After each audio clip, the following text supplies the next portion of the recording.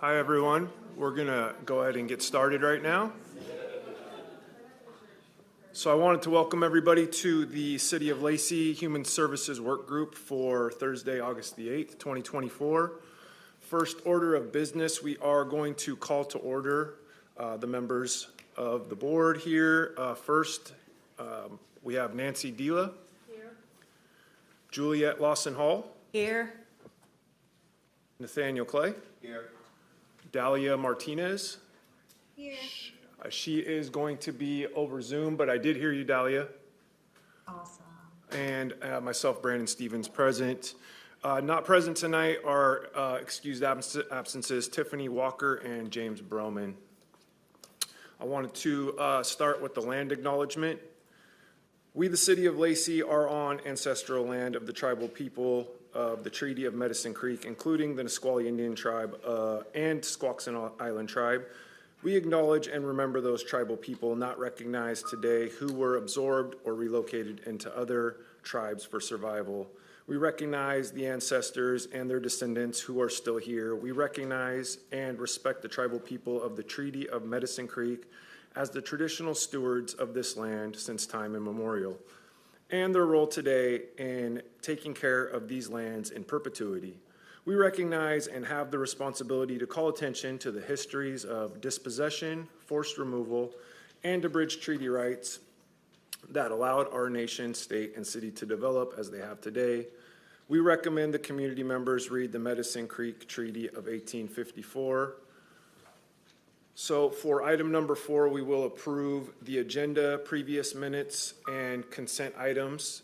Do I have a motion to approve that? Aye. Do I have a second? Second. So those have been approved. And next, do we have anybody signed up for public comment? Excuse me, Chair. Do you mind calling for a vote for the approval of the agenda? Oh, yes. Thank you. Sorry. All in favor of those, all those in favor for the approval of agenda, previous meeting minutes, and consent items, say aye. Aye. Aye. Aye. Thanks. Yes, we do have approval of that. Apologize. And next, do we have anybody signed up for public comment? Oh, Jim's made it. Thanks, Jim. Yes, Jim is present. here I am. Yes. So yes, Jim will be joining us. So just Tiffany not here tonight. Was anybody signed up for public comment? No, great. All right, then we'll move on to our business items. That's the Human Services Grant Application Summary and Presentations, and I'm going to pass this over to Michelle Chavez, the Human Services Coordinator. Thank you, Chair. I appreciate it. Good evening. Welcome, everybody. Welcome all the applicants and those that are online and those are in person. I'm just going to give a brief staff report on where we're at so far with the applications we've received. We have 2 council members with us today, I believe. We have Deputy Mayor Malcolm Miller and Council Member Greenstein with us. So welcome. Thank you so much for being here today. I wanted to just do a quick recap of what we've received so far. We as you know, we have $300,000 allocated by the City Council generously out of the general fund budget to allocate for human services in the City of Lacey. We've received 16 applications from 15 nonprofits. 15 of the applications were for service-based programs, and 1 application was for capital project, which is brick and mortar project here in Lacey. The city received over $1.1 million in requests for this initial funding round of $300,000. So we're very happy with the community response to the grant program. And again, we thank everybody who took the time to apply and thoughtfully give us input on their projects and programs that they're running in the community. We had 10 applicants that emphasized housing, 10 applicants that emphasized survival, and 12 applicants that emphasized security as their priority areas for the grant program. So with that, part of this business item is to give the folks who applied, the 16 applications from the 15 agencies, to give them an opportunity to talk to our Human Services Work Group about their project. And we have, because we do have quite a few, we did have to limit it to 5 minutes per presentation and then allow our work group members to ask questions of you all. So I believe we are going to have a time where that's going to be a Zoom So if for some reason you go over, you'll hear like a gentle ding or something like that. So just wanted to let you know. So the first application we have, I went in order of when the applications were received in order to be fair. So the first applicant is Homes First, and I believe that they were going to be online. Do we have Homes First on Zoom? I do not show the presenter as listed. If they are online, if they could raise their hand, and I can promote them in. That would be Trudy Sukup.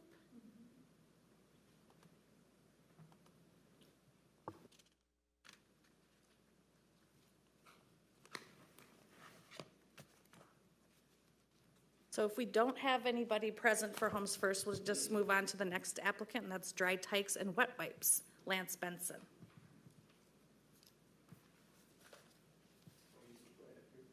That would be great.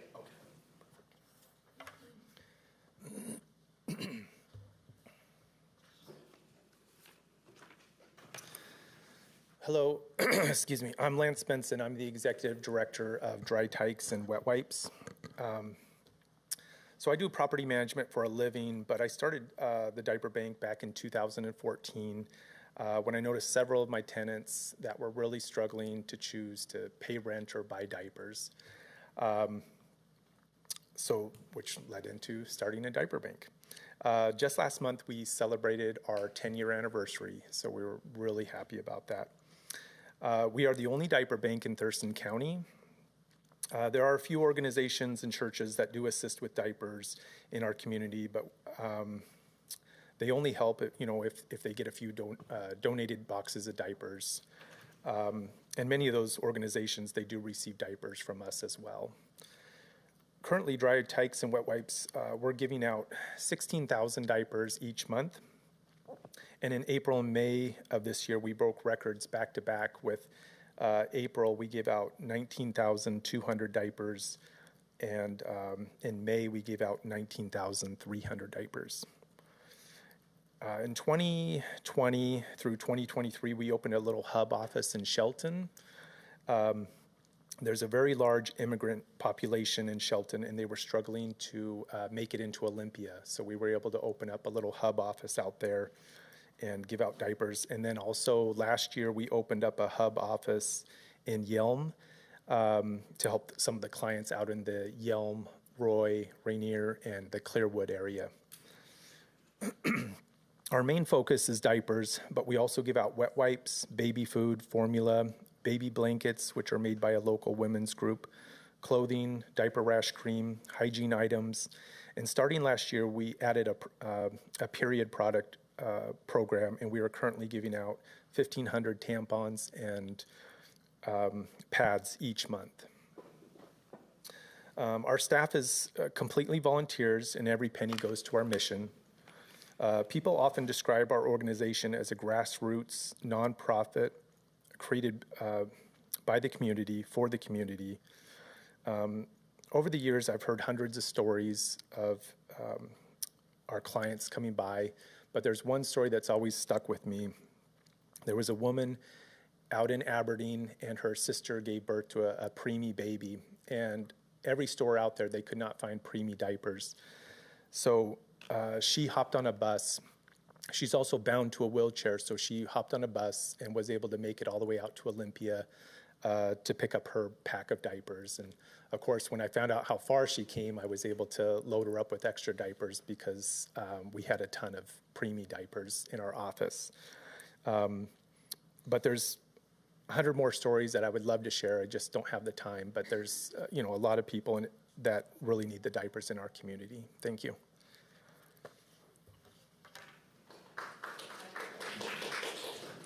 So I'll open it up to Chair Stevens to encourage the work group to ask questions of Dry Tykes and Wet Wipes if they're interested. Yeah, if you wanted to come back up for just a second, if anybody has any questions. I did have one question. Sure. Do you have an idea or an approximation of the amount of residents of Lacey that you're currently servicing? I know that you mentioned a lot of other places. Yeah, so our office is right smack in the middle of Olympia and Lacey on Martin Way, so in between Slater, Kinney, and Lilly, right over there. So I would say for Lacey, I would easily say half of the clients that come in that pick up. Right now, we're on average giving out 16,000 diapers every month. So I would say half of those are going to Lacey. So when you, your stakeholders, essentially, they're not really obligated to give you like information on where they live or their residency. You're just basically just providing the service of diapers, and if they're in need, then. Yeah, we do have zip codes and addresses, so that's what we collect. We collect a name, address, zip code, Okay. and the date and time that they come in and what items they're picking up. And so it's a quick fill out a form. So, but we do the count, but we don't break it down unless we're applying for a grant, or if someone's asking for it, then we can go back and look at how many. So I don't have that number off the top of my head, but I do know. I don't mean to. Yeah. I don't doubt. Yeah. It's a lot of. But easily, I would say half. I mean, Lacey's such a growing area, growing city. I wouldn't be surprised if more than half is from Lacey. Did anybody else have any other questions? I don't. All right. Thank you. All right, thank you. Appreciate it, sir. Thank you. Yes, thank you so much. Thank you so much. Our next applicant is Garden Raised Bounty, the Grub Garden Project. Yes, we are pulling up your slides. Is this the clicker? May I practice before my 5? There, it's working. Okay. Howdy. I'm Savannah. I use any pronouns, and I am Grub's garden project manager. So at Grub, we have a mission of growing healthy food, people, and communities. With roots in the land, we create opportunities for people to learn, lead, and thrive. We envision an equitable world where all are nourished by healthy relationships, resilient community, and good food. Great food, I might add. So as the Garden Project, we have hopes to have the impacts of increasing access to fresh food, which allows people to have enhanced food security during the growing season with the garden beds that we build, long-term physical and mental health benefits from getting out in the garden, increasing skills and abundance, knowledge is power, cultivating resilience in community. So improving peer support and a sense of belonging, creating that community. People experience purposeful work and value their own contributions to growing their own food. And promoting equity. We partner with people who have experienced marginalization, and we distribute resources to empower people to create solutions to issues that are affecting them personally. It's kind of hard to see. Can I step out? In 2024, staff were supported in their efforts to plan and build gardens and provide gardening support, like free workshops that are open to everybody, as well as gardening mentorship. We built 11 gardens at no cost for low-income families within Lacey. Garden recipients receive custom garden beds, plant starts and seeds, again at no cost and quite a variety, high-quality soil and other gifts to help them grow a successful garden. In 2024, we came together with military veterans, staff, other community members, as well as residents and family members to build each of these backyard gardens. We built around 40 altogether. We also have been able to support 4 community gardens, 3 of them being installed at tiny house villages throughout Olympia, and 1 of them projected to be installed at an apartment complex that is for low-income folks, and specifically brought to us to support a group of refugees who have been resettled there, who named having access to culturally relevant food as one of their highest needs. We also are facilitating 9+ gardening events, so that looks like free workshops on a monthly basis, as well as different celebrations and things like that.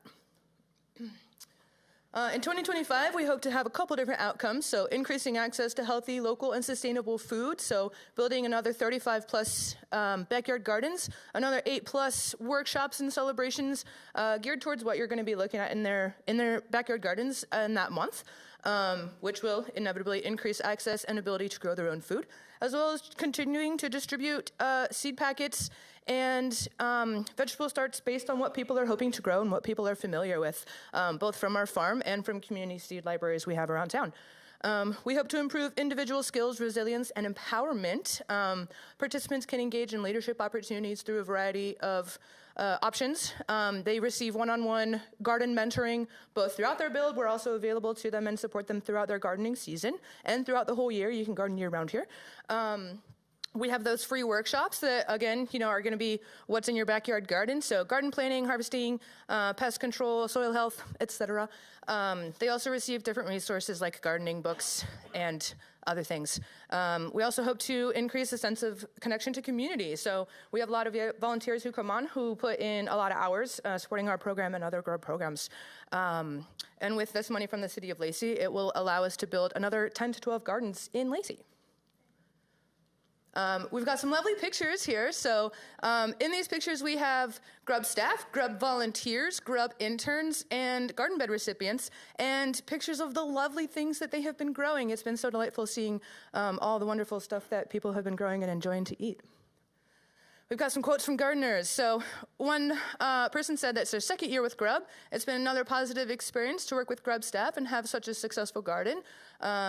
This next one's my favorite. The garden beds have been such a gift to our family. They've helped me bring me and my teenagers, closer together and have helped increase the feeling of day-to-day wellness and joy. So I'm so grateful for the whole experience and how so many people have benefited from this. So community building in action. This last person down here said, I'm disabled, but I explain where and how I got my garden. Folks who know them know that they don't know how to garden, but seeing everything that they've done in their garden, they hope to help recruit. And that's what you guys help Grub to be able to do with this funding. Thank you. So we're gonna, Chair Stevens will open up the questions for Grub. Did we have any questions from our board members? I'm just curious how people access. How do you decide who the 11 will be? Yeah, so we have kind of a process for who we're going to choose. So the first on our list, I suppose, is we prioritize people in the BIPOC community and the LGBTQ community. Next is kind of going to be veterans, elderly, people with larger families, and then after that, it's that's how we prioritize. Thank you. The $6,000 will be going directly to gardens, or is this going to be some sort of support money for the staff, or? So it kind of encompasses all of the costs for each garden. So we do have staff. We have costs for gas and getting out there, lumber, soil, nails, things like that. But it's not necessarily covering a lot of the admin things on top of that. It's pretty directly the gardens. Jim, anything? Nope. All right. Thank you. Thank you. Thank you so much. We actually now have Trudy Sukup from Homes First on Zoom, and she would love to be able to present at this time. And she's going to share her screen because she has some slides. So go ahead, Trudy. It'll just be one moment while she gets promoted.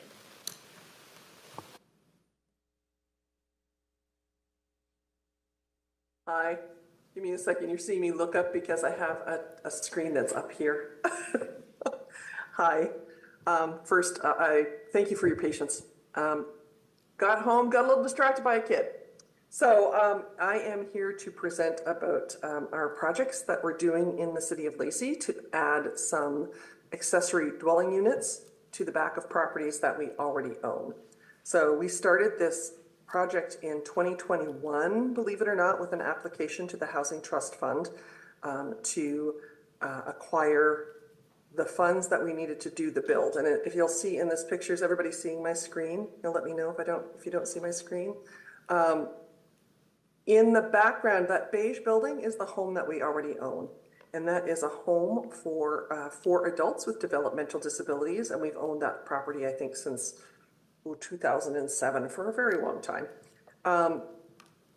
We have found that with the fewer and fewer houses on the market to purchase, we're looking into building on land that we already own. So we have 58 properties now, and we've been examining the properties that we have for being able to add accessory dwelling units. And, you know, the city of Lacey already has an awesome program with pre-planned designs. You have a lot of ways that you support us with reduction of permitting and fees to allow us to do this kind of work, but it's still not cheap. It's never cheap when you're using Department of Commerce funds. And over the last few years, we have found that because it's taken quite a long time to make this all happen, our costs keep increasing. So this is part of the build out that you're seeing right here. This is Forma Construction was working on this with us. And then of course, I'm gonna see if I can I'm gonna stop my share and share a different screen so you can see some of the other work that's being done. These cabinets were given to us at cost by Cabinets by Travana in Lacey. And of course it doesn't want to move the screen. And we actually had a volunteer from the Olympia Master Builders come in and install them for us. So we've been doing what we can to reduce our costs by getting discounted materials, by using volunteers who will help us complete some of the work. But we're kind of down to the point now where with about $50,000 more, we can finish this, and it's all the interior work.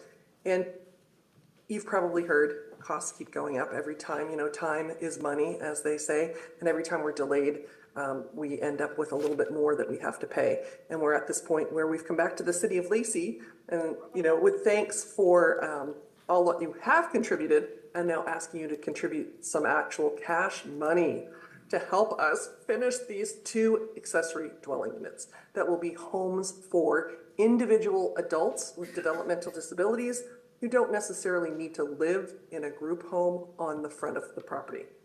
They'll have people who will care for them as they need care, will have eyes on them, but they'll have some independence. And, you know, one of our values as an organization, and I think as a community, is that people have the right kind of home that meets their personal need. And for us, this is one of the ways that we can do that. The entire project, each property is costing over $400,000 per property to build, and we're down to that last $50,000 to finish it all off. And that's what we are requesting from the city of Lacey. A little bit more than that, but close to $50,000. Thank you. I am open to take questions. Any questions? So with the ADU, I'm assuming you'll probably place 1 tenant in those per? At a time, yeah. Yeah, okay. You know, we've been around for 34 years. We don't have just 1 tenant who lives in a home. We have many Right. tenants over time, like any home in a community, right? They come and they go. And for many, especially our DD tenants, this becomes their lifelong home. And often they're leaving when they pass because they've had a safe and secure place that they could depend on for their lives. It becomes their home, the kind of home we all want to have. Does Homes First charge any type of rent for those, or? Yes. Oh, yeah. And that's based on the Everybody- income? yeah. It's based on income and also by our funders. So these are for people at 30% or less of area median income, as defined by the Housing Trust Fund, who gave us the majority of the funds to do this work. Thank you. Any other questions? Thanks for your time. Thanks for jumping on. Thank you again. Apologies for being late. No worries. Thank you, Trudy. Up next, we have Senior Services for South Sound Home Share Program.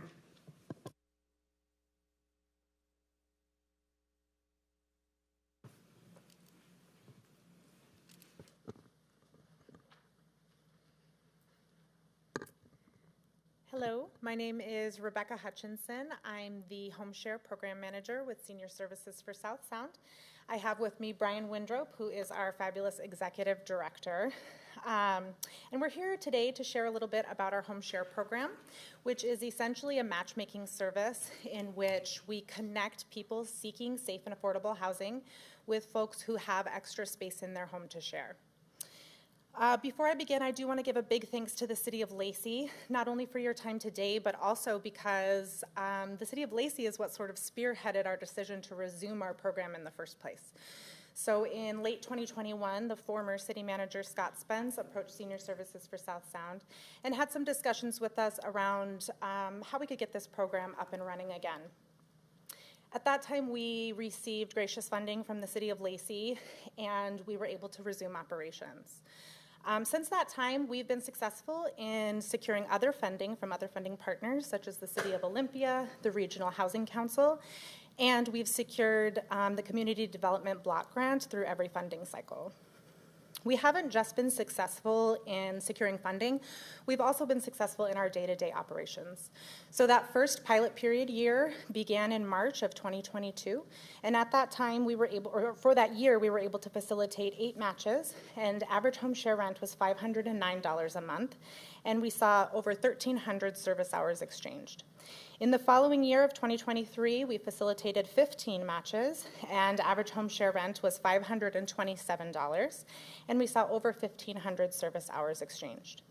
So far in 2024, we facilitated 5 matches. Average home share rent is $507, and just this year, we've already seen over 2,500 hours of service exchange, which has supported seniors to stay in their homes and live independently.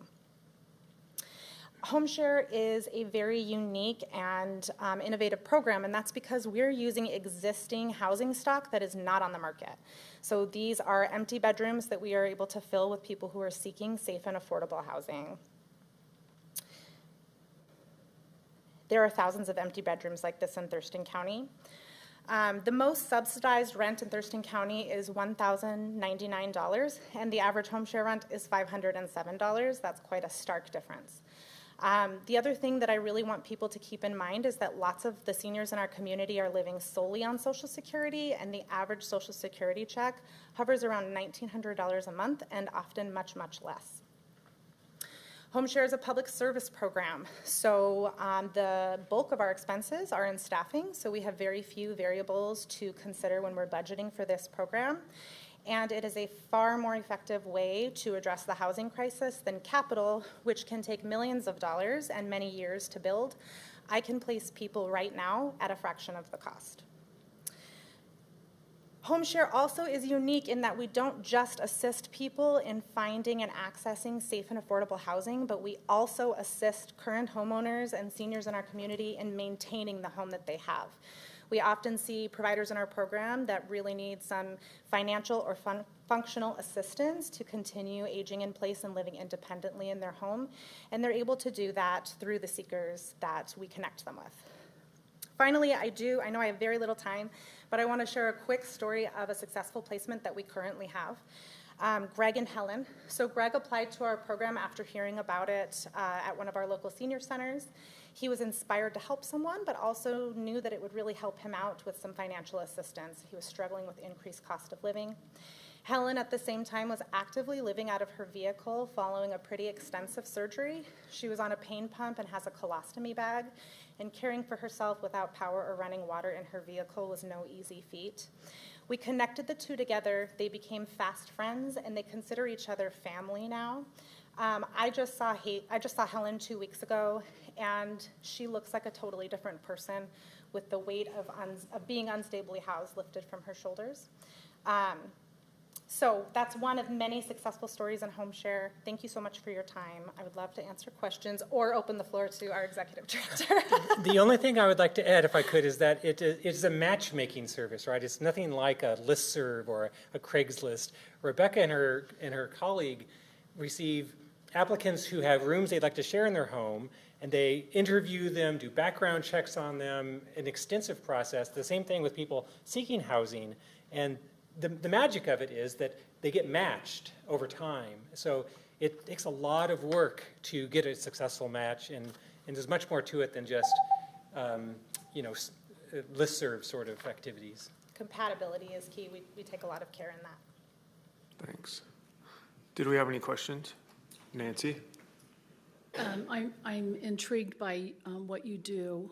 I know that it's a great experience for the people that are involved, also great risk for the people who house homeless in their homes. What's the follow-up? I mean, I heard you say that you saw the lady a couple weeks ago. Is there like an official follow-up system? Yes, there is. So we follow up with our clients over a period of 190 days, at which point we stop calling to check in on our clients, but they are always free to call and check in with us. We do provide mediation services, so if a matched pair gives me a call and says, hey, this isn't going well, I am always willing and able to come out to the home and perform mediation, and of course, if that isn't effective, we can refer to the DRC. Thank you. It's such an innovative program in this climate where housing is just continuously climbing, and also the matchmaking. Can you explain to me, like, when you say service hours, what that means? I'm assuming that's in place of money? Yes, so our service exchange hours are either in lieu of rent or come with a reduced rent. So often, the most common things we see are light housework, transportation, meal prep. Sometimes we see pet care. So things like that, or sometimes we see home repair. So we do ask that all of those tasks are very clearly laid out in the contracts together, just to prevent any conflict in the future. But yes, those service hours are either in lieu of or reduced rent.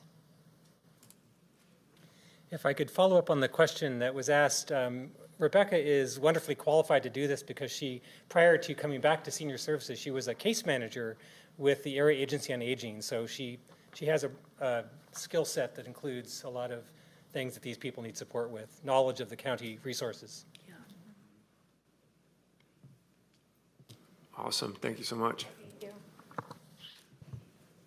Thank you very much.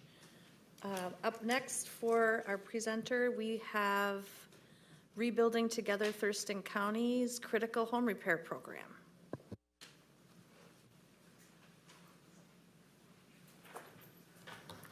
I think I'm shorter than other people who've been up here. Good evening. My name is Kathy Johnson, and I'm the Executive Director of Rebuilding Together Thurston County. And our mission is to repair homes, revitalize communities, and to rebuild people's lives with the work that we do. So we have been in existence for over 20 years. In that time period, we've helped improve and ADA modify more than 400 homes, and we've had an impact on over 600 people residing in those homes. In that time period, we've helped 66 military veterans. 73% of the homes that we've repaired have had a disabled resident living in it. 46% have someone who's 62 or older in it. 18% have someone who's 18 years or younger living in the home. So we're helping an awful lot of community need with our services. And our average median income is about $21,000. But to be perfectly honest, most of our clients are at about $12,000 or $13,000 a year for their income. So if something gets broken, if now they need a wheelchair ramp, their hot water tank has failed, they don't have the money to do it. And that's where we come in. So we repair and do the ADA modifications at absolutely no charge. And so that enables them to continue living safely in their home. And most important with that, too, is it prevents homelessness because so many people can't afford to make those repairs. And so if we can come in and do those repairs, it enables them to continue aging in place and not have to leave their home because of untenable conditions, which we see an awful lot of people who have been living with no hot running water for a couple of years because they didn't know about us and their hot water tank had broken. Or maybe their pipes were leaking, so in order to save their house, they turn off their hot water.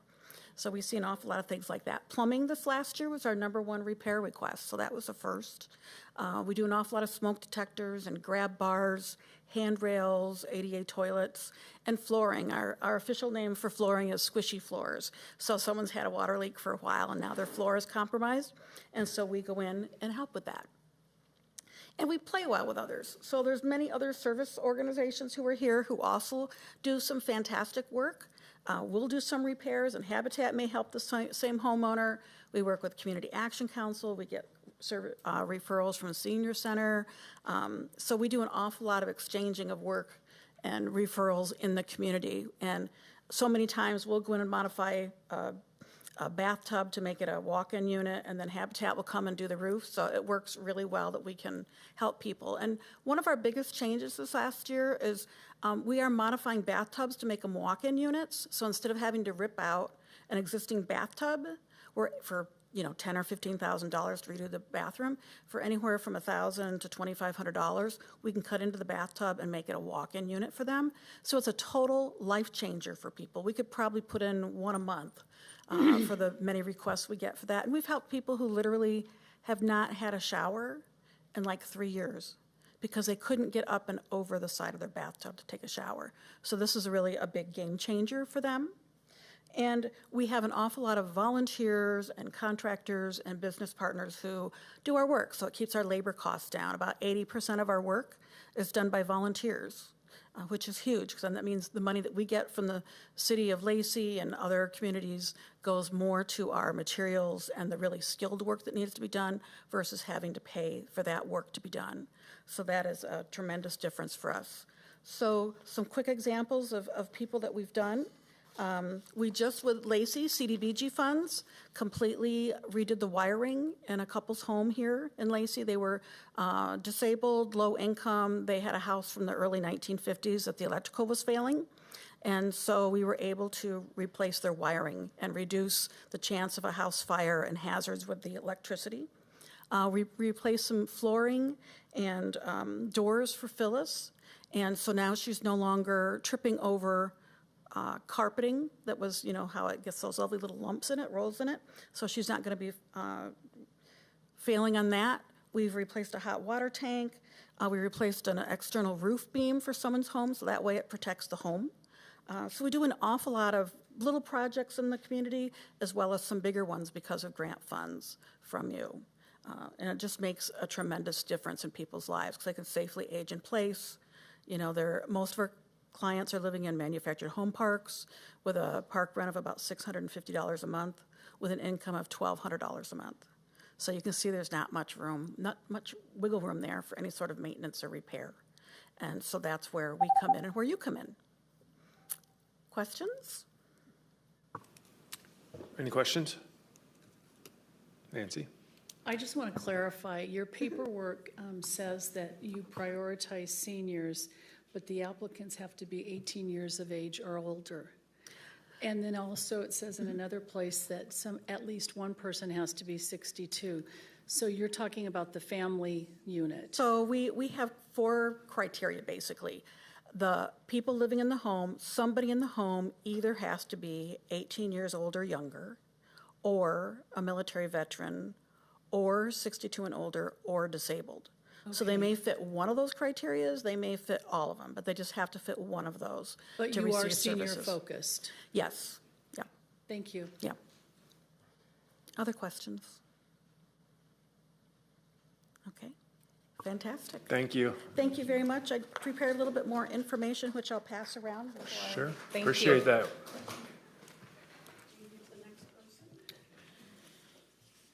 Okay, so the next presentation is Thank you. a hybrid. We have some people in person, then we have an individual on Zoom. The next presentation is Thurston County Council on Aging Medical Equipment Bank.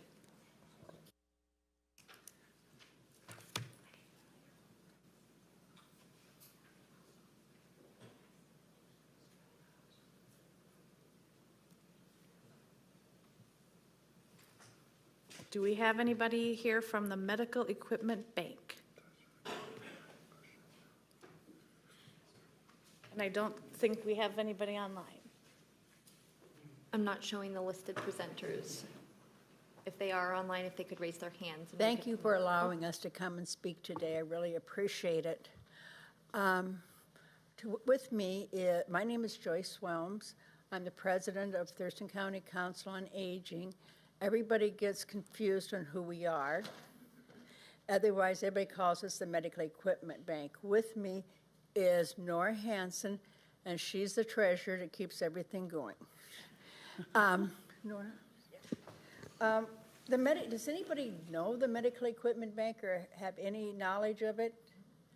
Okay. Sorry, you, let me, Jim does too. the Medical Equipment Bank is located on Martin Way. We are open 3 days a week. We're here to serve older adults, adults with disability. A lot of times people be hurt, they go to the hospital, and they need a wheelchair right away. And by the time it gets through insurance, they don't need it anymore. And so we're there to help everybody. We also provide a lot of bandages to the homeless people. They come in quite often for bandages. Our goal is to help people, older adults 60 plus and disability, family caregivers, and we're trying to keep everybody in their home as long as they can. The services we provide on the equipment part is try to enrich the older adult's life so they can get out and about. That's very, very important. Most of the people we help are very low-income people that need a helping hand. We are run by volunteers. We usually have about 15 volunteers every time we're open. We're open 4 hours a day, 4 hours on Tuesdays, Thursdays, and Saturdays. So that's quite a few volunteers that keep everything moving. We have, when you come into the Medical Equipment Bank, there's 2 doors. One is for donations. So the donation side is we take donations of unused continent supplies, medical equipment. We have people that go and check them, make sure the screws are tight, maybe make one wheelchair. There's 2 wheelchairs. Maybe we can make 1 wheelchair out of it. We recycle a lot, and we have a recycling department too. By doing the recycling, we're protecting our environment. I would hate to see, and if someone came by and saw everything we have on our shelves, all of these items would have been in the landfill, but now they're being reused for somebody else. A lot of the Thurston County Council on Aging manages the Medical Equipment Bank, and then we're a 501c3. Many people confuse us with Lewis Mason Thurston Area Agency on Aging, and we're not the same, but we do a lot of work back and forth, and they're a big supporter of ours, but we're different. They're a government, we're not government. I wish we were government. We'd have more money then. But Nora, do you have anything you want to add? No, we've been at this location on Martin about a year. We had a lease, and so we're looking for a long-term placement. So we found a place on 2704 Pacific Avenue. It used to be a florist shop before. And the state legislature gave us $250,000, but we have to match the money in order to get the $250 from the state. And that was in the last budget that they had passed. So we've had a grassroots campaign trying to get donations in, and the public just responds. I was telling Joyce there were 15 checks in the mail today. You know, some of them are just really small checks from individuals that just want to help, and some others give a lot more if they have more to give. So that's kind of where we're going in the future, and we'd like to stay in one location. One of the things we have to have the money raised now, the deadline now is October, because if we're going to buy it, we have to sign the papers before October 15th. And so we're working hard on trying to raise the money. This is great for the community. We have over 750 people that we've helped just in Lacey, because we keep track of the people we help. Thank you. Any questions? Thank you. Any questions? Sounds like some of you've been there. No, real quick, just, will this be going towards that $250,000 that you're, the $250,000 that you need to raise? Will the funds that you're asking for the medical equipment bank, is that going towards that to match that? We were planning to use that for operating costs, right? Right. Yeah. Okay. So, but we have, people are sending money for the building fund. It's Okay. designated just for the building fund. I see. Thanks for clarifying. Jim has a question for you. He's on Zoom there. Hi, Jim. Yes, good evening, Joyce. It's known Joyce for, well, another lifetime, I guess. But it's good to see you again. And thank you again for the work you do. The question I have is, being a senior who has used different pieces of medical equipment, I have a couple that I need and want to donate. But when I go to the website, it says that you are full of donations and you are not able to take any more equipment, which I guess is a good news, bad news story. But I just wonder if you could clarify about that. Are you still taking donations for equipment? Well, or is that dependent on the new building? yes and no. Some items we're going to take. We have like for adult tab diapers, we have boxes, over 100 boxes of those, so we're not taking any of those. Now we're going to be opening it up for other items, and we're going to put those on the website that we have room for. We just ran out of space, and that's why we said we couldn't take any more. But people are still bringing them anyway. Okay, thank you. You're welcome. Thank you.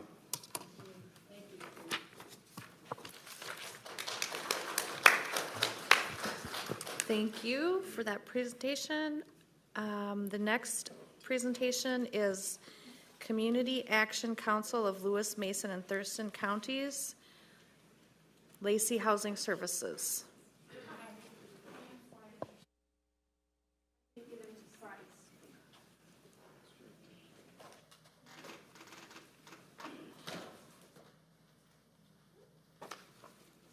I have horrible stage fright, and I practiced this in the car, and my daughter said the best part was the cussing, so I'll try really hard to do better here. We're all in the same boat. Thanks. You'll be fine. Thank you for the opportunity to present our proposal for the Lacey Housing Project, an expansion of services provided by the Community Action Council of Lewis, Mason, and Thurston County. I'm Nikki Gatton, and I'm the Program Manager of Housing.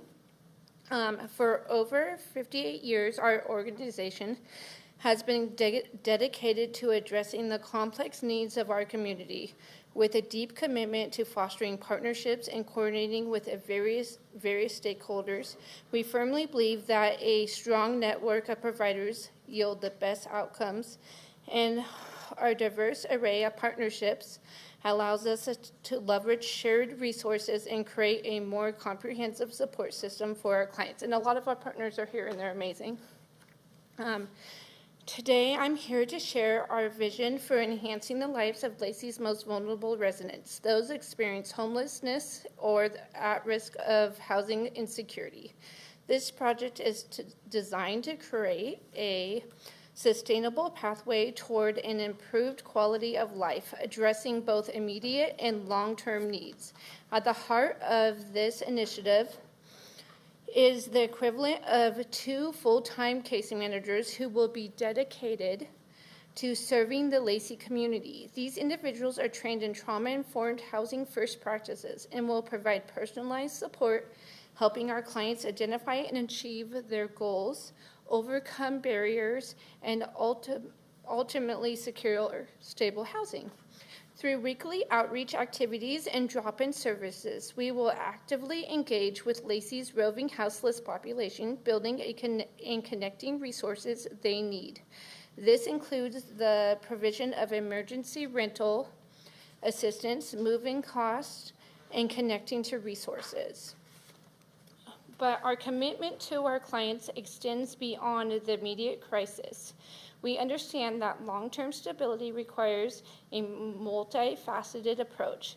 Through intensive case management, our staff will work closely with each individual to address underlying issues, connect them to job training programs, health care services, and other activities.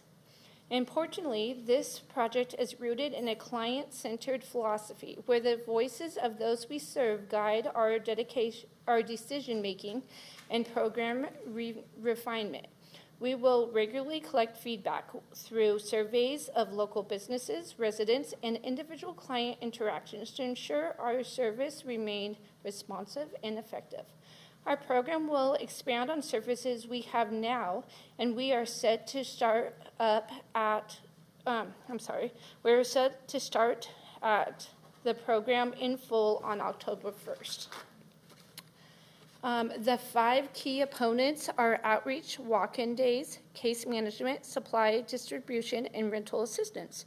The outreach team would split Lacey into 4 zones and rotate coverage areas weekly, working closely with Lacey officials to identify target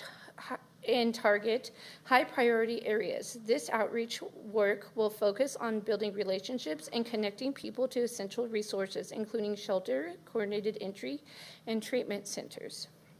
We currently have 50 Lacey residents who engage in case management. The Lacey Housing Program will expand on that number and focus on evidence-based practices to work on short and long-term goals based around housing and employment.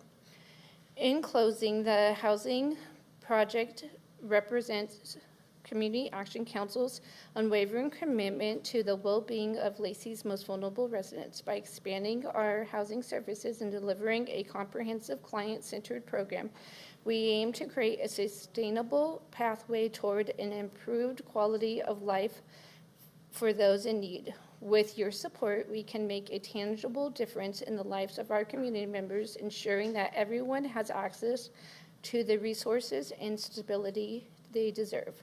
Thank you for your time and consideration. Thank you. You did great.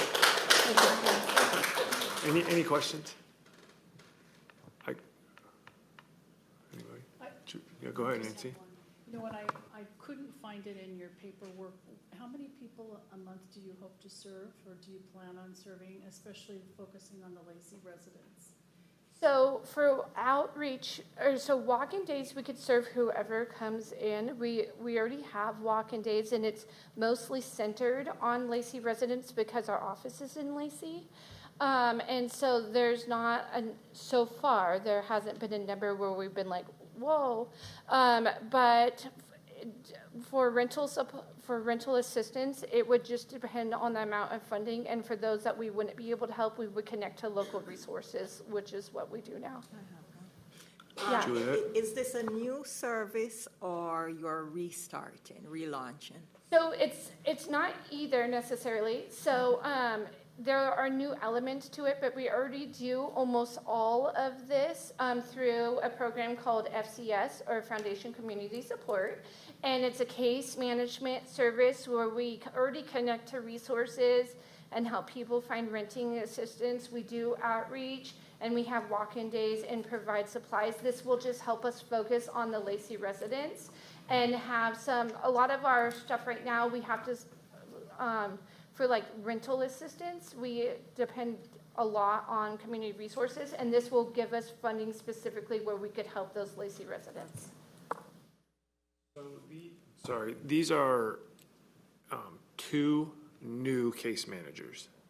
So what I would probably do is take people that I have trained already and move them over, and they would incorporate some of the caseload that they have now for Lacey, and then there would be room for new residents as well to join.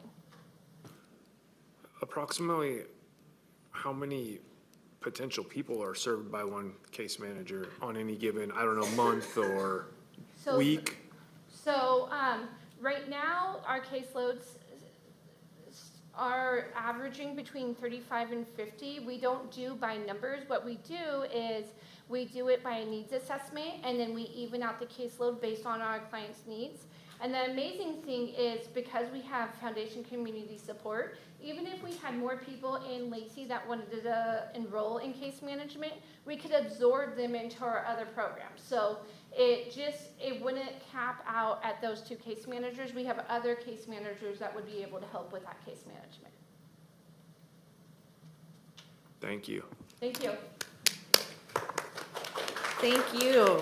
So our next presenter is in person, and it is Capital Christian Center, Solid Rock Ranch Camper Fund. Good evening, everyone.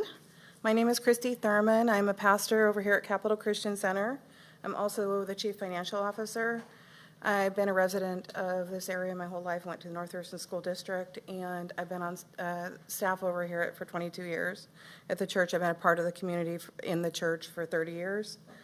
So I want to talk today, there's some pictures up here. I want to talk today about a program that we started back in 1995. And it's a youth mentorship program. We call it Solid Rock Ranch. And the program is for youth ages 1st grade through 12th grade. And it's a pretty amazing program. What we do is we teach life-giving skills. What we do is by building a bridge for students to cross into adulthood with mentorship programs and activities. So you're going to see more of the activities up here by giving them tools they need to build a firm foundation of emotional health. Our heart is to furnish a safe and wholesome environment for all students to cultivate and promote healthy, mature relationships by bringing them together with local business owners and leaders who will in turn mentor, educate, and teach students. So our very first program, like I said, happened in 1995, and we had 35 students. We're now serving 400 students every summer. It's a 4-week program. And so right now we have about 100 students out there. So each week is 100 students. And so over the course of the 30 years that we've been doing it, we've impacted about 6,000 students. The fee for the program is $350 per student. And if you look at the state average for programs like ours, the typical fee would be $1,000 per student. And out of our students, about 75% of those are from low-income families, and they don't have it in their budget to even afford the $350, even at that reduced cost. Many of those families have multiple children, and so if they had 4 children, it'd be $1,400, and it's just too difficult. So our motto is not one child turned away. And so what we do is we do everything we can to raise funds to help get these kids into a mentorship program. I have a personal story that I'd like to share and how it impacted me. In 1995, right before we did our very first ranch, my 4 nieces came to live with me, and they were placed in our care after being in 3 separate foster homes. And they were able to participate in this life-giving experience, and they started out as a really young age all the way through a senior in high school. And then after that, there's more opportunities to become mentors to the younger generation. So like all 4 of my girls are now participants of the program. But what's really cool is now I have my grandkids that are going to it too. So my nieces I adopted. I ended up adopting all of them. And so now I have a huge family. But anyway, that's our program. We serve, like I said, about 400 kids a year. The program, just this summer program, is about $200,000 to run. And so we are coming to ask for funds to help run the program. We also do other fundraising events. We do an annual auction. We do other things just because about 25% of our kids are the only ones that are able to afford the program. Any questions? Questions? Could you give us like a couple examples of some of the activities or like curriculum that the youth might be using to, move forward in their life that would be, pertinent to? Yeah, absolutely. So we have 150 volunteers that help run the program. And with those 150 volunteers, they go through a program called Trust-Based Relational Intervention, which helps with kids that are having difficulty. So a lot of our kids are coming out of foster homes or very difficult environments. And what happens is we're teaching them some coping mechanisms. We're partnering them with kind of like a big brother or a big sister. And those relationships don't end after that week. And so we have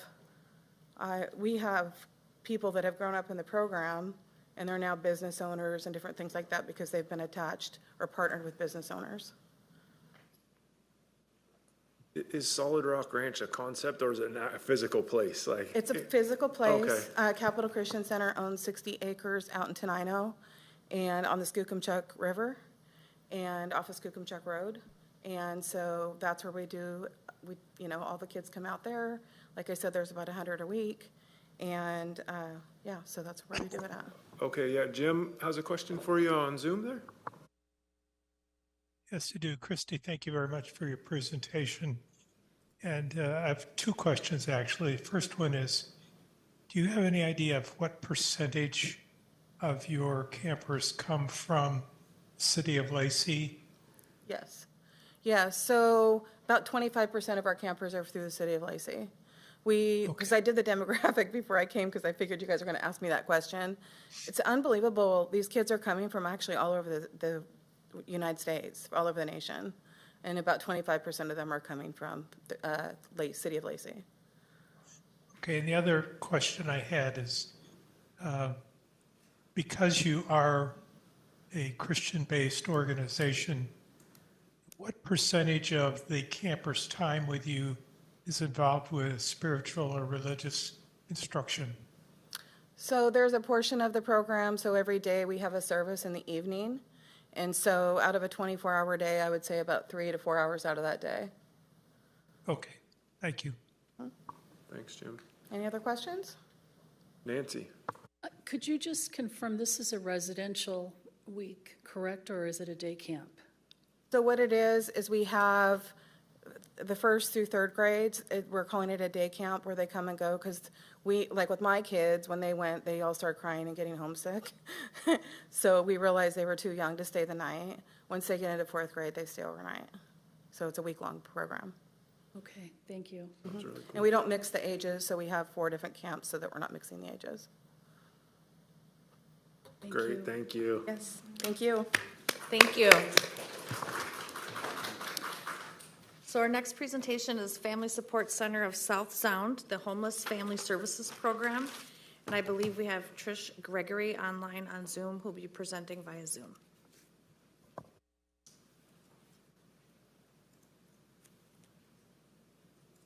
Good evening. Hopefully you can hear me okay. I apologize. I'm having some issues with my camera, so if it turns off, I apologize. It's on and my hands aren't touching it, but it's got a mind of its own. But thank you so much for having me here tonight. My name is Trish Gregory. I'm the Executive Director of Family Support Center of South Sound.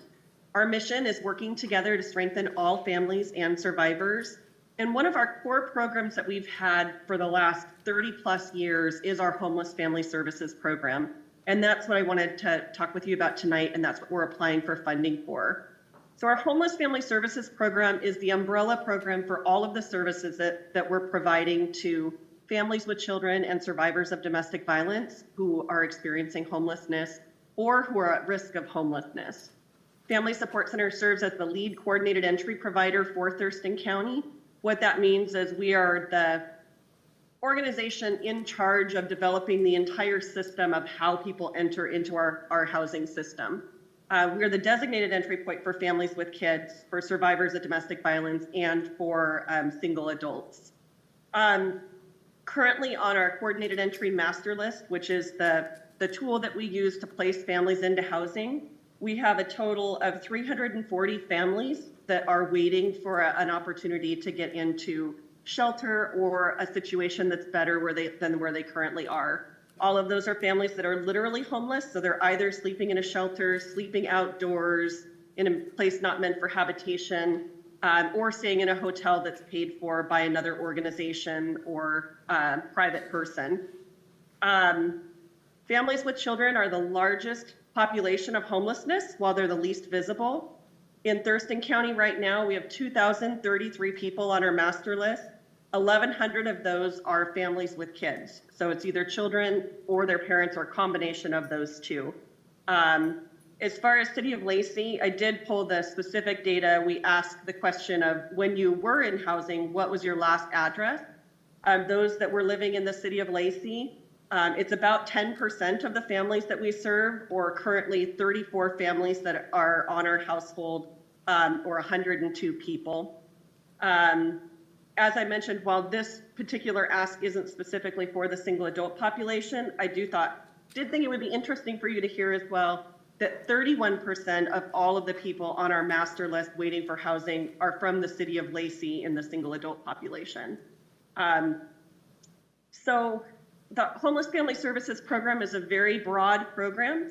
What it encompasses is support to help people get into housing as quickly as possible, and then provide the supports and services that are necessary to retain that housing.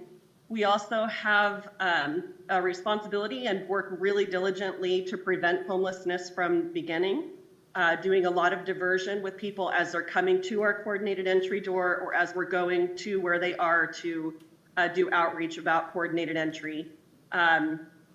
So a good portion of our work is also looking for how can we keep them from needing the homeless services that we offer. So offering diversion and working to prevent homelessness, or in a lot of cases, in addition to families that are literally homeless, we have a large population of families that are couch serving or moving from place to place. We consider that prevention when we have people that are homeless under that category and helping them helping them not to need the homeless services system or to become literally homeless. So these funds, we're requesting $50,000, which is the gap that we currently have in our homeless family services budget. Specifically, we're looking for funding to support our staffing that is working with families with kids and survivors of domestic violence to keep them in their housing. We have a significant amount of funding, for diversion services as far as the direct dollars to help people to either pay utilities for a family member or pay rent to a family member so that that person can stay in their home. Or sometimes it's providing some accommodations that help them stay there. But the staff dollars are lacking there. So we need someone that's able to distribute those funds and provide the really important problem-solving conversations that come to figure out what are the options that we have for this family to keep them from becoming literally homeless. I think it's also important to note that we're serving the most vulnerable families with kids in our community. Through the coordinated entry process, we're utilizing a housing equity assessment tool or HEAT tool that really looks at what are the characteristics of the family and what is it. I'm running out of time. Darn it, I knew that would happen. I could talk forever, but okay, well, any questions that you would have? Nancy. Hi. Could you clarify for me? I'm not sure I heard it right. Did you say that there were 2,033 families identified as homeless or 2,033 individuals? 2,033 total people in Thurston County, and of that, 340 households are families, or 1,101 people are families that are homeless. So was this like a point in time assessment? Is that where you got that figure? Yeah, that's as of today, looking at our master list today and the data that we have for who is on that master list waiting for a housing resource. Okay, thank you. Jim? I apologize. I'm not as familiar with this particular dynamic as I would like to be, but I'm also aware of an organization known as Safe Place, operates in the Bay Area. Do you connect with them at all or coordinate, or are you totally separate? Or? Absolutely, they're a partner of ours.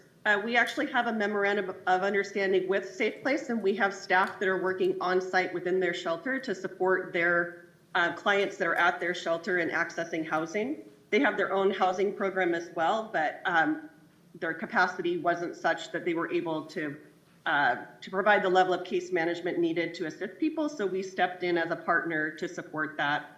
And yeah, they're a longstanding partner, and we refer to them regularly. They refer to us regularly as well. Thank you very much. All right, thank you so much. Thank you. Thank you. Up next, we have Interfaith Works, Sergio's Service Center.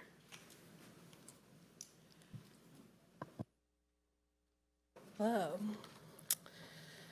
My name is Thierry Lino. I'm the program coordinator for Interfaith Works Homeless Services. I've worked in homeless services in this area for about 8 years now at pretty much every level of the homeless response system here. Thank you so much for the opportunity to come speak to you all today. I'm here to talk about our grant proposal for Sergio Service Center. We're asking for $120,000 in general operation dollars to help support expanding our hours and days of operation. We're currently open Tuesdays through Saturdays, 10 a.m. to 6 p.m., with hopes to expand more into the weekends when a lot of other providers and agencies are unavailable. We also intend on expanding our staff team to support our frontline workers who are currently consistently working overtime and are just really kind of stretching themselves thin to fill in the gaps in our schedule. Sergio Service Center is a regional daytime service hub, primarily serving single adults and couples with no dependents who are experiencing homelessness in our regional Thurston County community. Our center is primarily seeing people who are coming from places not meant for habitation, mostly encampments, and people that are sleeping in their RVs or their cars. And they're coming from all around Thurston County, but primarily Olympia and Lacey, throughout the Martin Way corridor is what we're seeing primarily. And our showers and laundry and charging stations are kind of the center focus of our services. But we also try and focus a lot on our partnerships and service connection with other agencies. Other providers and agencies regularly table throughout the week, meeting with their clients in our space and doing drop-ins to find their participants. Notable agencies who are also serving citizens of Lacey include Valley View, Timberland Regional Library, specifically the Lacey branch, has been coming out and partnering with us, DSHS and Providence Street Medical Team, though we have a lot more people that we're partnering with throughout the area. Interfaith Works also typically holds the hazardous weather contract for our county, which means that it is the only site for hazardous weather response for single adults experiencing homelessness in Thurston County for daytime and nighttime in the event of emergency weather events. So far this year, we've served 795 unique individuals with 7,167 total visits. We see about 54 to 68 people coming through per day. We started to see a pretty big increase in our numbers over the summer recently. Most recently, we had a peak of 82 people that came in on our busiest day. Average number of showers is 15. Average number of laundries is 9 loads per day. We're frequently turning people away who are seeking showers and laundry services. Our sign-up list for showers typically ranges up to 30 people, and we're really only meeting about half of that need per day. We also have our navigation team, which provides peer support services. They assist guests in accessing and services and navigating barriers to housing, healthcare, and other connections. Most recurring services for guests include assisting in medical appointments and enrolling with a primary care provider or mental health provider, signing up for EBT, replacing ID cards and driver's license, completing HEATS, which is the assessment, vulnerability assessment that was just talked about by Family Support Center. And we see a lot of people trying to enroll in ABD that we're trying to help them with as well. So yeah, I think Sergio serves a very necessary service in the greater Thurston County region. And I see the opportunity for this funding means we could really expand access to our showers, laundry, and daytime sheltering to a very vulnerable population in this area. Again, I appreciate you all for your time, and I'm available for any questions. Thank you, yeah. Jim? Yes, thank you for your presentation. I noticed that a significant amount of your grant request is for staff. And how will that translate into increased access for showers and laundry? Yeah, that's a good question. If we don't have our staff available, we can't really be open more. The The staff are the ones that are helping people sign up for the showers every day.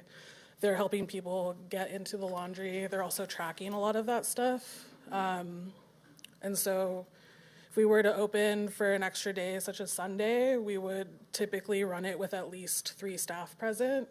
That's both for building safety as well as just the operations itself. I can certainly see how this can be easily, well, not easily, but accessible to our homeless population on the Martin Way corridor, as you mentioned. But how are you guys getting people maybe that are out in Hawks Prairie, right, at that facility out there down to Interfaith Works, which is way downtown? Is it like they have to solely rely on the bus system, which is tedious, and it might be too far away, or is there some sort of carpooling or anything like that?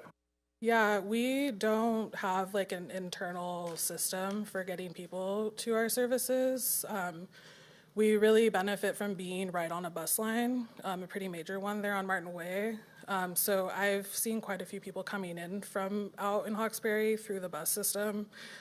Yeah. Great, thank you. Yeah. Nancy? I appreciate what you're doing, and I know it's a difficult population to work with. A couple questions I had for you is, I want to frame this right. Well, first of all, just to start with an easy one, do you have a robust volunteer program, or is some of the money that you're needing for staff, could it be supported instead by volunteers? Our volunteer program, we do have volunteers that come through. Typically, we see that a lot of volunteers aren't able to do more than a 4-hour shift max. Yeah. And so that doesn't super help us with the actual operations of the space.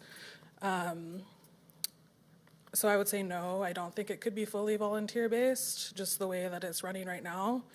Another aspect of it that we rely on our staff to do is that there is an intake process for people to come in that has to be monitored for certain compliance things, because we do enter people into the homeless management information system. So, yeah. Yeah, okay. And then my other question really is, in your application you talk about mental health services, but do you provide mental health services, or do you provide access to it? We provide access currently. So our navigators are able to help people connect if it is their goal, because all of the things that they're working on is goal-oriented based on the client. So if a client's like, I want to get connected to BHR or another organization like that, they would assist them in navigating through that. We are in the process of getting a Valley View clinic built out in the space, and there is a possibility that would become a thing in the next year. So, yeah, that would be a great addition, wouldn't it? Yeah, it would. Yeah. Yeah. Thank you. Juliet? Do you provide meals for people who seek shelter during the daytime? We don't. We only do snacks right now, but there are other providers that are doing regular meals daily, so people will typically just go to those on any given day. Also, hi, Juliet. Hi. I've never seen you in person. Yeah. I think we did a course together. YWCA, yeah. Racial something. Awesome. Thank you so much. Yeah, thank you. I also have pamphlets. Okay, great. We'll take them. Well done.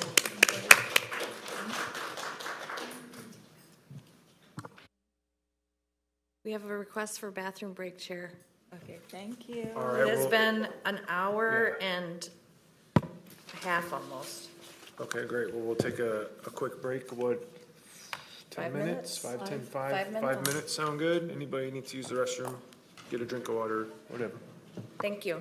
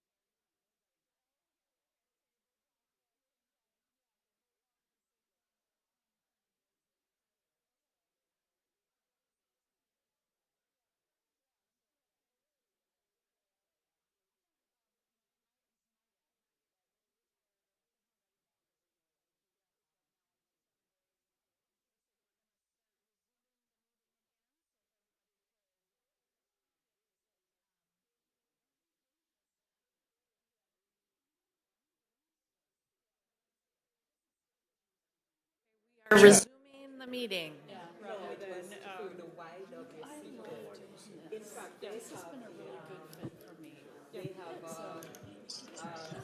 Glad to have all of you here to help through this process. Appreciate it. Hi, okay, we're gonna go ahead and resume now. Thank you. If I could have everybody return to their chair. Okay, we're resuming the meeting. Up next for presentations is South Puget Sound Habitat for Humanity Home Repair Program.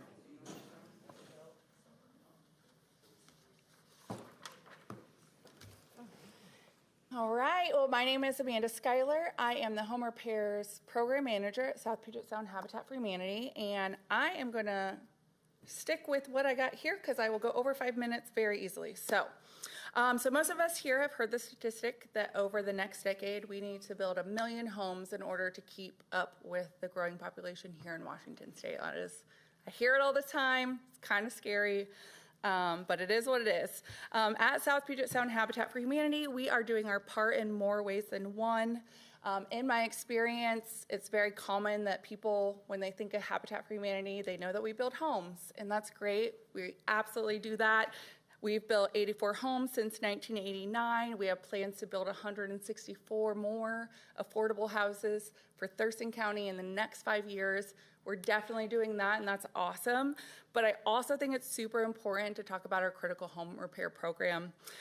Because it takes less resources to keep someone in their current home than it takes to build a new home, having a critical home repair program is very important in facing the housing issue that we are in right now.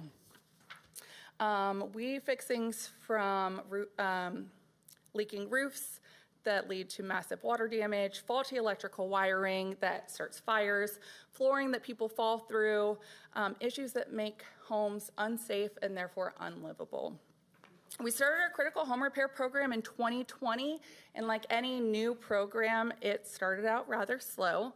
In the first 3 years we completed 14 projects, and I am super excited to say that last year, 2023, we completed 34 home repairs.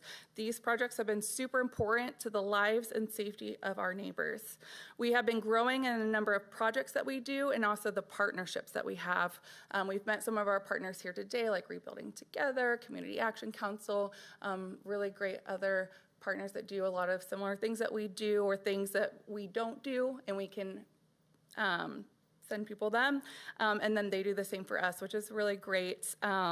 We also have been added to the Lewis Mason Thurston Area Agency on Aging, a lot of words.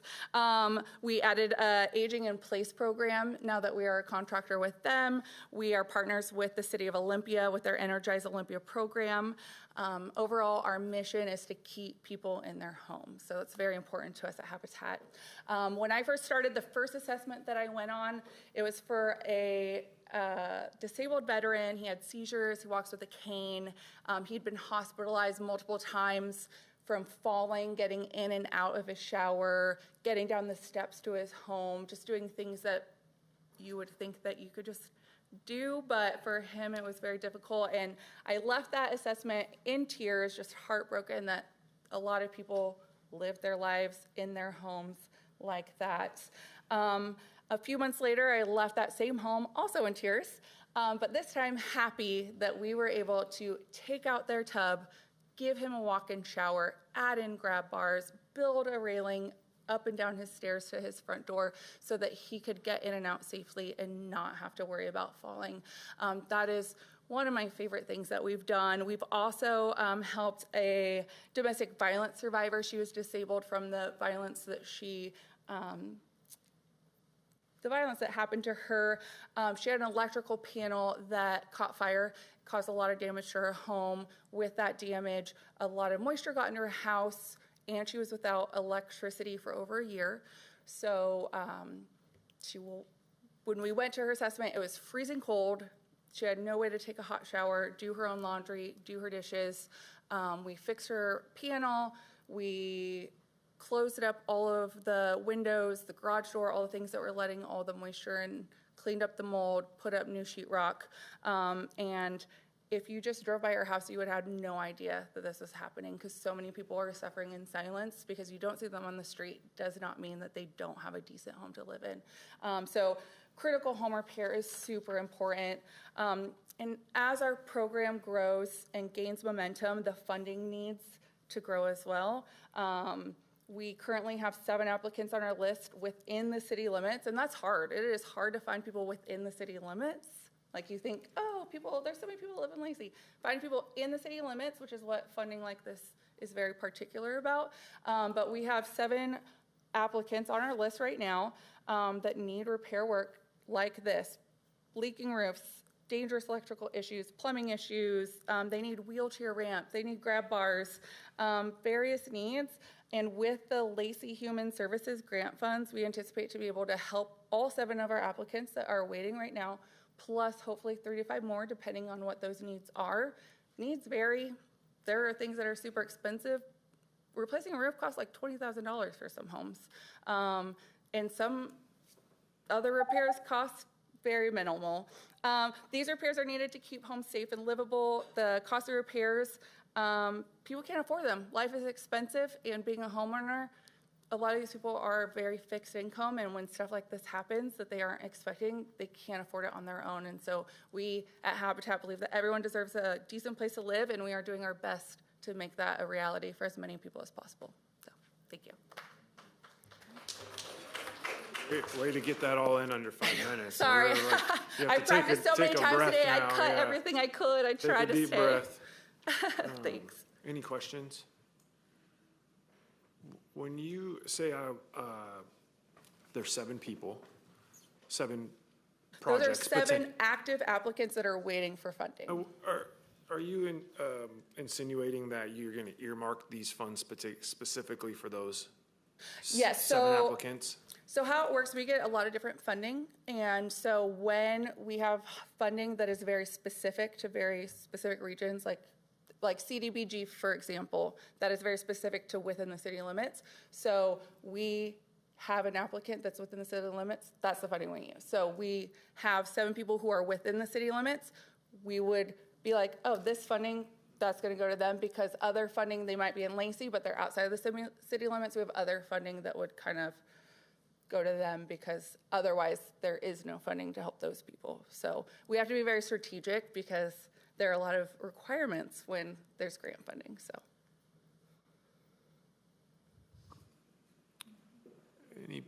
Any other questions? Okay, thank you so much. Thank you.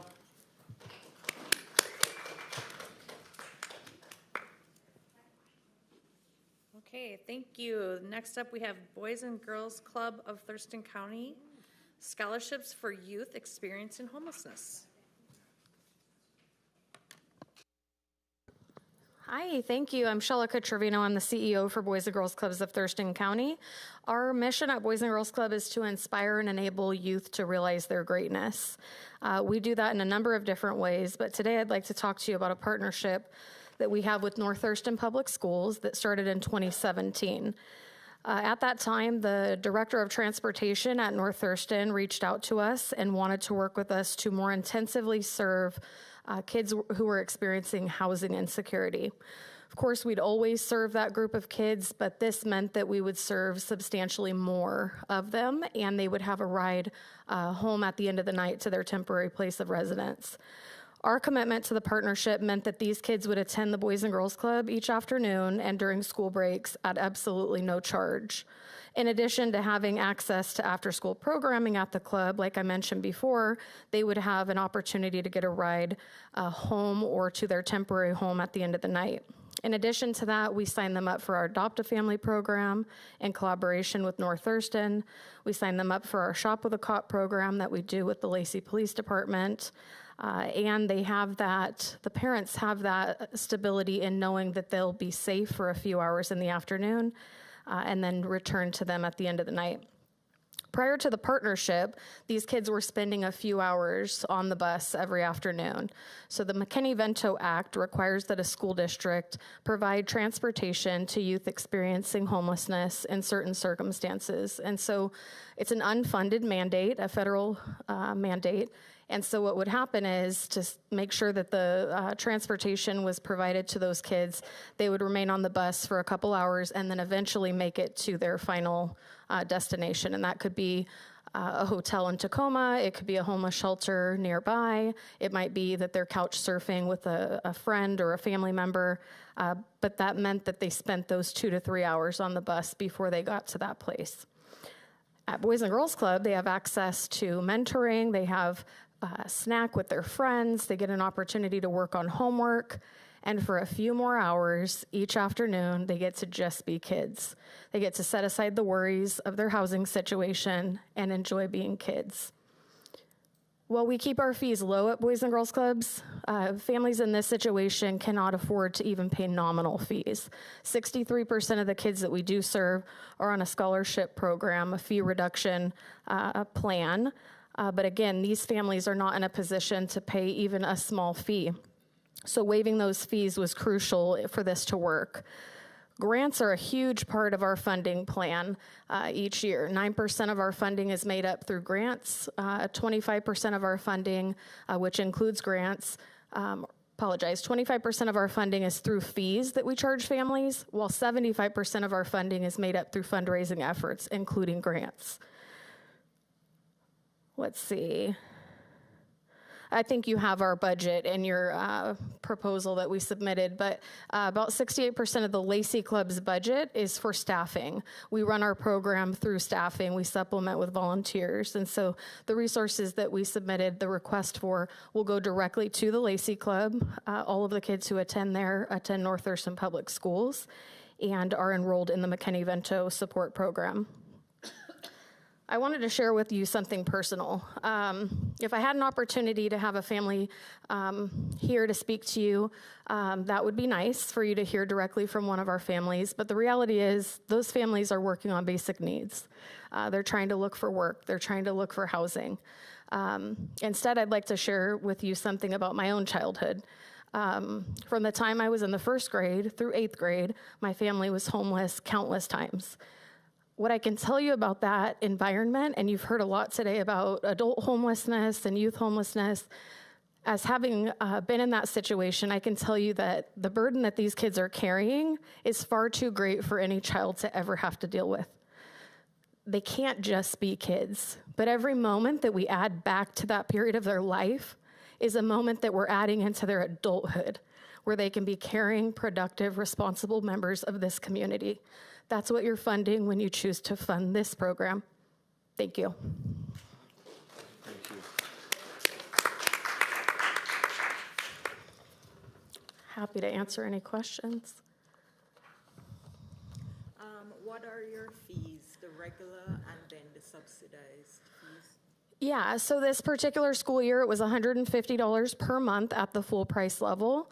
At the full scholarship, which is the 80% level, it was $30 per month for a kiddo to attend the Boys and Girls Club. And again, these kiddos in this program pay $0. Thank you. You're welcome. Thank you. Any other questions? Thank you so much. Thank you. Thank you.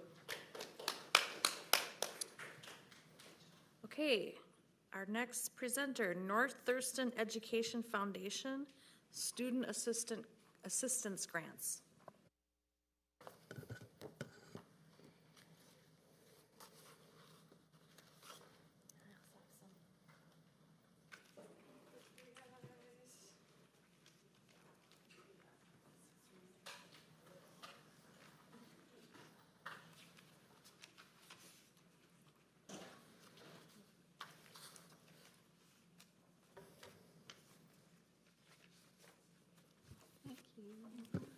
Hi, everyone. My name is Deanna East. I'm the Executive Director of North Thurston Education Foundation. We also partner with the school district and a lot of the people that are in this room. Let's see if I can get this to... There we go. Our mission is to mobilize resources necessary to enrich programs, provide basic needs, and enhance educational opportunities for the students and staff of North Thurston Public Schools. Our vision is that every student, regardless of their background or financial situation, has the opportunities to achieve their dreams. So for our school district, as you know, we have a very diverse school district, and last year, 1,024 students were identified as McKinney-Vento. Of those students, 307 are unaccompanied homeless youth, 147 of them were in high school, and 127 of these students were unhoused. The school district also has 6,469 students that are on our free and reduced lunch program.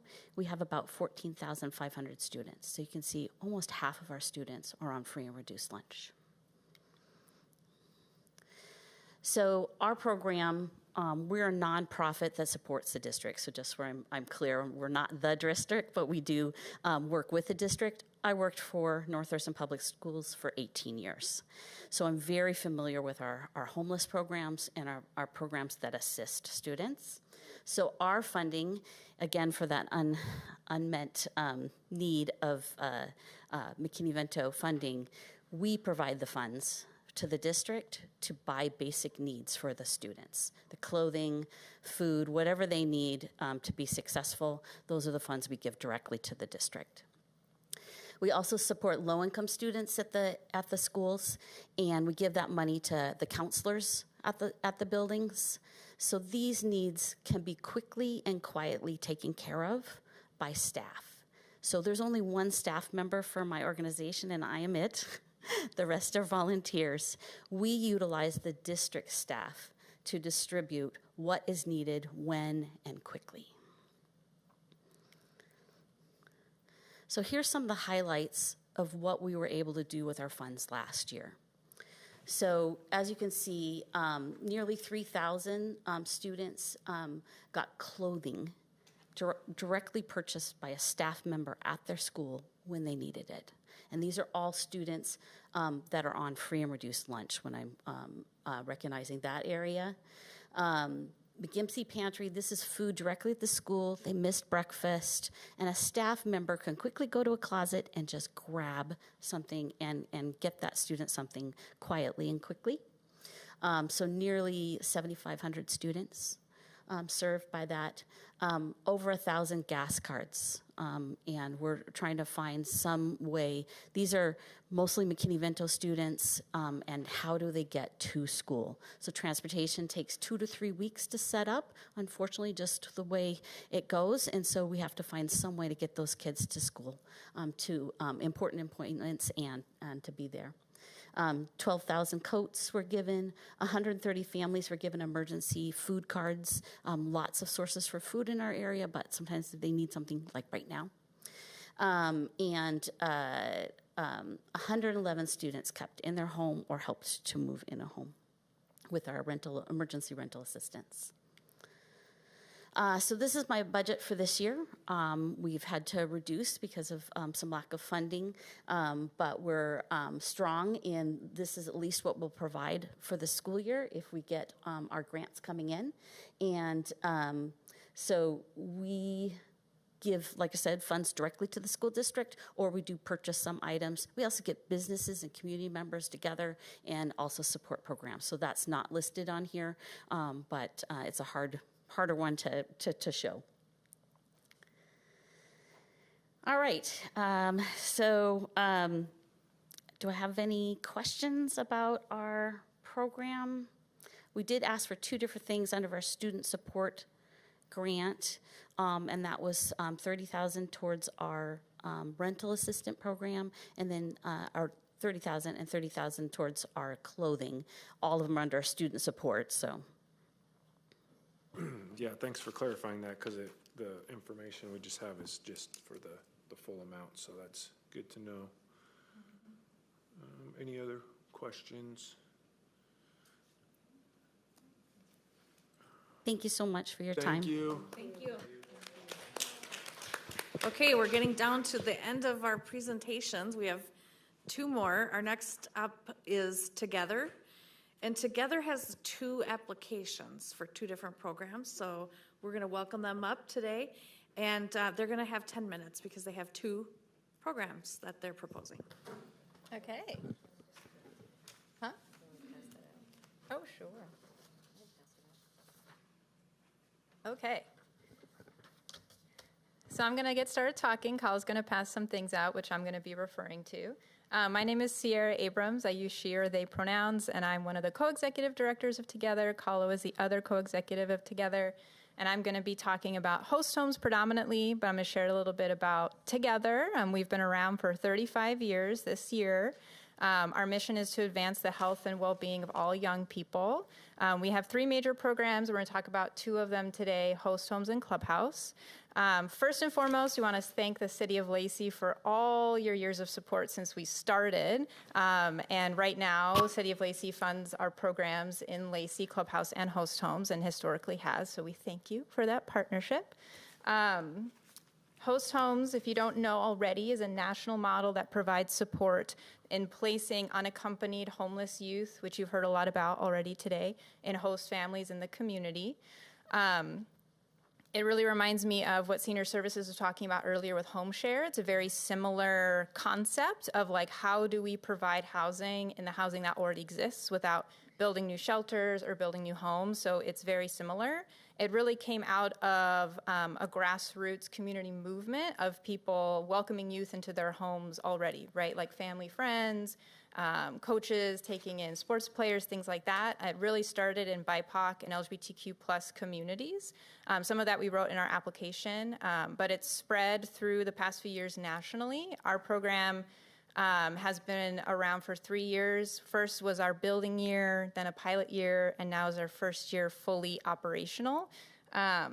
We have 9 North Thurston Public Schools / Lacey students housed right now in a host family. And there's 2 different ways that happens. There's the traditional host model where we're recruiting hosts from the community who have space and want to house a student. And then they are matched, like they were talking about home share, with a student in the community. We also do kinship matches, which is where it's a known person to that student. So it could be an extended family member, it could be a teacher, something like that, and then we come in and offer our support and our case management for that relationship. We have 5 more in the pipeline, and then 25 total Lacey students have been served since the beginning of the program. Our goal is to house 12 to 16 more this upcoming school year and to recruit 12 to 18 more host families in the Lacey community. And really the goals of host homes is to provide students, of course, with a safe and stable place to be so that they can finish their GED or high school diploma and transition to college or a trade school or whatever is successful to them, stable housing. Yeah, and I'm going to read a story of success. This is a student in the North Thurston Public Schools community. She graduated first in her class and has been awarded a merit scholarship to UW, where she plans to study biology with the goal of entering the medical field. This young woman joined our program after experiencing significant volatility and violence in her home environment, where her mother struggled to provide a consistently safe space due to domestic violence. Often left alone with an unsafe adult, she lived in constant fear of being asked to leave the home. Upon entering the program through our traditional model, so she was placed with a host that she didn't necessarily know, and she's one of our longest serving youth in our program. She developed a meaningful mentorship bond with her case manager, who provided critical support throughout her graduation process and college preparation. The warmth and support she received from her host were transformative, and she's reported significant improvements with her relationship with her mother. Our case manager also guided her mother to access resources for her own well-being. So we also work with the families. That's a question we get a lot because they're not relinquishing any parental rights. It is a consent. Nice, yeah. It's fully wraparound, so we work with the family. They consent to have the student in our program, but they're not relinquishing any rights at all, and it's very autonomous. And so if the student at any point, if the program's not working for them and we can't figure out how to have it work for them, they can leave at any time. They can maybe switch to a different host family or anything like that. If the legal guardian does no longer consent, because we check in with them for regularly for legal consent, if they no longer consent, then they also can be out of the program. And so it's nothing that is out of anyone's control. Yeah, and the other thing I'll mention is that in addition to the wraparound case management, we provide a monthly use stipend. It's about $150 a month is what we've been doing. And part of that is to teach them skills of financial management. We have a relationship with a bank that allows us, okay, here's your debit card, like what are we gonna buy this month? And have, really training them in that and giving them resources for that. We also have reimbursements for the host families. And so if they're purchasing things for the student that we aren't able to provide. We also do reimbursements for the host family's rent if that's a barrier. And so that number in the past 12 months, we've distributed $42,000 directly to the hosts and the youth with those funds. Yeah. I don't know if we want to do questions after each program or not. Okay, great. Any questions? What percentage of the hosts are requesting some sort of stipend? The hosts? Yeah.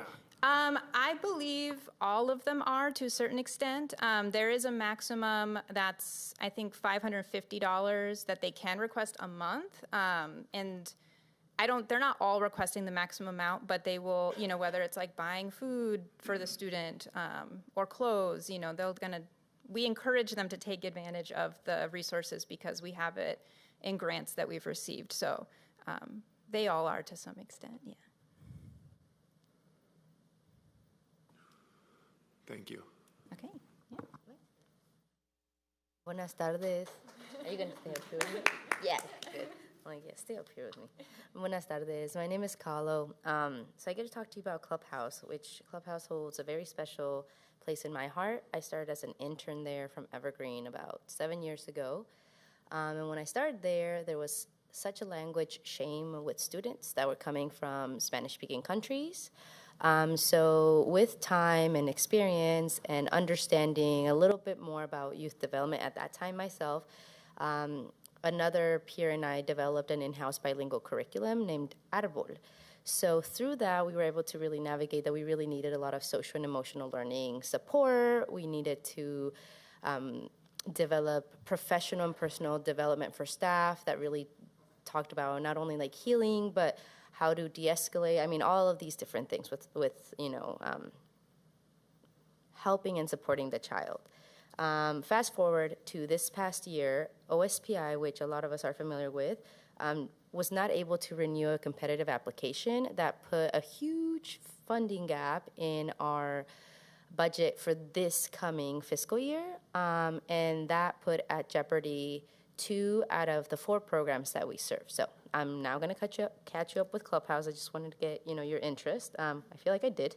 So Clubhouse serves currently 4 programs, 2 elementary programs called Pleasant Glade and Lydia Hawk, and 2 middle school programs, Chinook Middle School and Nisqually Middle School. So Clubhouse has been doing all these amazing things for about 10 years, partnering with the school district and TPS. And before even we took it over together, the school district was running this after-school program. So we just kind of took it over 10 years ago. It's such a great program. We serve roughly about 200 students. We do a lot of reporting and tracking. Like I'm saying, we do a lot of partnerships with community folks, like Puget Sound Estuarium, Hackey Farms Food Bank, some folks in here. We're heavy on the partnerships because we want to make sure that we support the whole child, which also means opening up avenues of interest in any kind of things like marine biology, down to like engineering, languaging, anything like that. Recently, maybe not too recently, like about 2 years ago, we started a new position as we named it the bilingual family support liaison position. And in that, it was because we really saw that through the pandemic, there was a lot of pain navigating finances, a lot of burdens, a lot of needs for because of language barriers, and not only that, but recently, this is the spiel I've been giving everybody. Recently, there's been an increase of indigenous folks coming from southern Mexico and Central America. We've been speaking about it because Spanish is now just a bridge language. It's not even the language that you should just know Spanish at this point, because now we need to start learning languages like Mam, Cancobal, and other languages, because that's the community that's coming up here, and those are indigenous folks. So Spanish is now just a bridge language. So even our staff is now finding ways to really understand the new communities emerging. And a lot of them are in Shelton, but they have now increased here in Lacey and within our programs. So the family support liaison is very connected to the families of the child. So the Clubhouse program is before and after school, and they support the kids with academic, social, and emotional learning. Family support liaison supports the families with rental assistance, utilities, taking them to the food bank, teaching them the cultural norms around this area, laws, things like that, down to how to emotionally regulate yourself with your child, because there's different cultures in different places. And coming here, there's legalities, there's all these different things that we need to make sure that families are also aware of, so that they're not jeopardized by, outside sources that are wanting to do something. Let's see, there was another thing. Oh, student story. So just to go off of that, about 2 years ago, no names, everything's, but there was a student who went from Guatemala all the way here, walking trains with the mom and their aunt, and it was the student and a little cousin. And they came here, also indigenous, because they were, leaving a very violent familial dynamic that was happening. They come here, they're at Lydia Hawk, and they're getting all this support. And what I really want to share with you is that immediately, I'll just stop there if you want. Okay, I was like, let's finish it. Immediately, what they needed more than anything was access to language and access to understanding the culture around here, because folks that were working around them or that they were asking, they were actually sort of in jeopardy of being called on CPS, different things, just because of literally language barriers and misinterpretation. So our program is very deeply rooted in the cultural awareness, language accessibility, the social and emotional connection within ourselves, so that we're not so individualistic. We're more community-based with all folks. So that's Clubhouse. Sorry. Do I have any questions? This is in, Clubhouse is partnering with North Thurston Public Schools, I assume, and in these particular schools, I think it was, in this, there was 3, but you added Pleasant Glade in there as well? Yeah, so because of that funding gap, we've had a very recent decision to do a transfer of operations of our Pleasant Glade program to one of our partners in the community. Yeah, and what do you mean by that? That the Pleasant Glade after-school program will now, starting October, be supported by the YMCA Y-Care, the South Sound YMCA, which is great. They'll move the students to the Y-Care? Yeah, it's going to be a warm hand up from us, so we're actually going to be leading it at let's say the first semester. And then we'll be working a lot together so that they can eventually help us with that, or else we would just have to close. I'm assuming that these schools are the most in need. Yep. How are some of the other students in the North Thurston Public Schools that are at schools that are less needed finding out? Are they able to access this program? Are they other schools, let's say Lakes or something? Yes. Yeah. Okay. Exactly. The great thing about folks like the YMCA is that they do have a Y-Care program on basically every school here, besides now Lydia Hawk. Our OSPI funded grant is specifically for these schools. So what we do is we just, first and foremost, it's the students in that school. And also because we have limited staff, so usually it's a site coordinator, 2-3 facilitators. We try really hard with internships. We work really closely with the Evergreen State College and their community and their faculty. So we do have maybe 3-4 interns a year. That helps. But to serve 60 students every day, takes about 5 staff, and truly we wish we could serve more, but that really just has to do with staff. And because you guys lost some funding, that's why we removed the Pleasant Glade? Okay. Yeah, we wish, but they'll be renewing the application soon next year, and also because there was some rezoning done with the school district, Pleasant Glade is no longer really in our grant anyways. So there were some decisions made recently. Thank you. Yeah. Thank you. So last but not least, we have Our ARC, and the program is called Place of Safety and Home.